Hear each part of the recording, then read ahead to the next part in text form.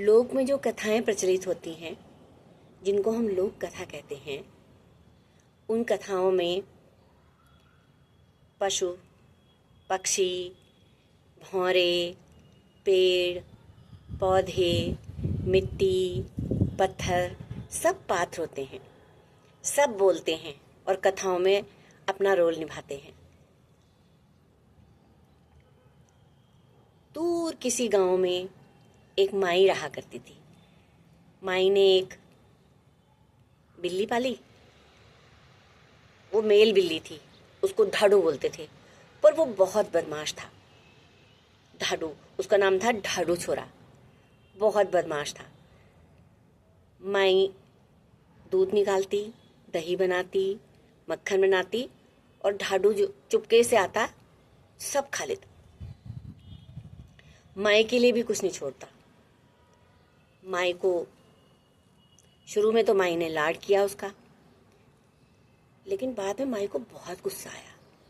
माई ने कहा कि ये इतना शैतान बिल्ला मेरा लाया हुआ, मेरा बनाया हुआ सब चीज़ खा लेता है। मैं इसको मज़ा चखाना पड़ेगा इसको। अगर मैं इसको मज़ा नहीं चखाऊंगी तो ये मानेगा नहीं। एक दिन माई ने बिल्ले को कमरे के अंदर बंद कर दिया और खोला ही नहीं। बिल्ला राम जी बहुत रोया, बहुत खुशामद करी। माई, बूढ़ी माई खोल दे, अब नहीं करूँगा, अब नहीं करूँगा। माई को दया आई और माई ने उसको खोल दिया। पर ढाडू राम जी तो अपनी हरकतें बंद ही ना करें। जो ही चीज़ मिले चोरी से चुपके से खा ले। एक दिन माई ने सोचा इसको सबक सिखाना पड़ेगा, तभी सीखेगा ये। और माई ने उसको एक बोरे में बंद करके और किनारे पर रख दिया कमरे में। और रात को माई ने निकाला एक बड़ा चाकू और एक पत्थर पे चाकू को पैना करने लगी, जिससे ढाडू छोरा डरा रहे, बिल्ला डरा रहे। माई ने रात को घिस घुस घिस घुस करके चाकू पैना करती रही। ढाडू की नींद खुली। ढाडू ने कहा, ओहो, आज तो माई लगता है मेरा 3-5 करने वाली है। लेकिन उसको लगा कि मैं माई को सावधान कर देता हूँ, बोल देता हूँ। उसने कहा, बूढ़ी माई क्या कर दी घुस घस, ढाडू छोरा बिजी। बूढ़ी माई घुस घस क्या करती है, अभी ढाडू छोरा उठा हुआ है। लेकिन माई ने घुस घस करना बंद नहीं किया। और जब चाकू खूब तेज हो गया तो माई ने चाकू एक किनारे रख दिया और सुबह उठाई बोरी। और माई ने सोचा कि मैं आज इसको इतनी दूर छोड़ के आऊंगी, ये तो बोरे में बंद है, रास्ता इसे दिखाई नहीं देगा। ऐसे माना जाता है कि जानवर अपने घर का रास्ता कभी नहीं भूलते।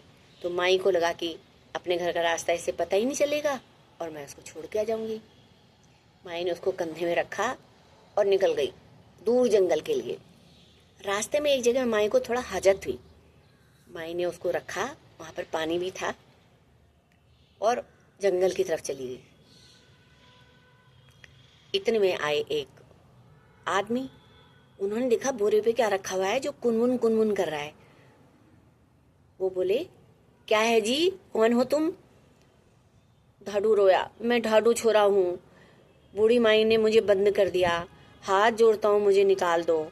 आपकी बार मुझे माफ़ कर दो, आज से मैं कोई गलती नहीं करूँगा, मुझे माफ़ करो।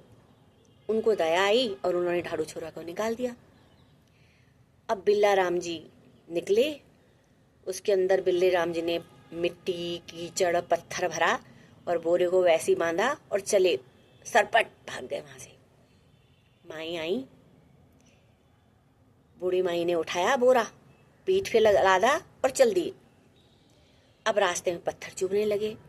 पहले तो कीचड़ टपकने लगा। तो माई बोली, तू कर ले, तू ढाडू छोरा, तू सब गंदगी फैला ले, तेरी तो मैं वहीं देखूंगी जहाँ छोड़ूंगी। चाकू से ना तेरी टंगनी काटी मैंने, ना तेरे पैर काटे। इतने में पत्थर चुभने लगे। तो माई फिर बोली, ढाडू छोरा, तू नहीं मानेगा तो खूब घुटने चुभा ले मुझ पे, देख ना तेरे घुटने मैंने पत्थर से तोड़े और तुझे लंगड़ा करके वहीं छोड़ के आ जाऊंगी मैं। अब मैंने तेरे ऊपर बिल्कुल दया नहीं करनी है। माई उसको लाद के दूर जंगल में चली गई। जंगल में जाके माई ने बोरा खोला बोरा तो कीचड़ से भरा हुआ, पत्थर से भरा हुआ। माँ बेचारी देखती रह गई। कहते हैं ना कि बिल्लियाँ बहुत चालाक होती हैं, अपने मतलब का काम कर लेती हैं। जब हम इस कहानी को बचपन में सुनते थे बहुत हंसते थे, बहुत हंसते थे।